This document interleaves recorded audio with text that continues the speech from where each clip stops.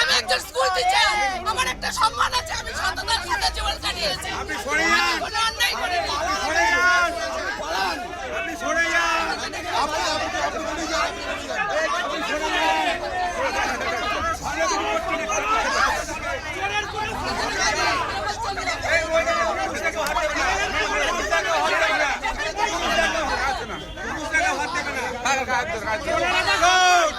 জীবন কাটে school teacher, সততার শিক্ষা দিয়ে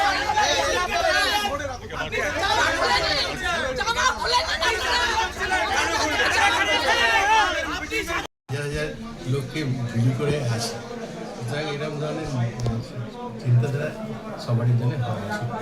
বিভিন্ন জায়গাতে তৃণমূল নেতাদের ঘর থেকে বাড়ির থেকেই উদ্ধার হচ্ছে, আপনারাও এরকম উদ্ধার হচ্ছে এরকম ওরা দাবি করছে, কিন্তু বুঝে না তো যেটা কি সরকারি কোটার জিনিস এগুলো সব সরকারি কোটার জিনিস। আস্তে আস্তে আচ্ছা দাদা, এই ত্রিপলগুলো যা দাবি করছে, এই ত্রিপলগুলো কবেকার এবং এই ঈদের আগে আপনার কাছে এসেছিল, সেগুলোকে ডিস্ট্রিবিউট করার কথা ছিল, তাই সরকার বদল হয়েছে।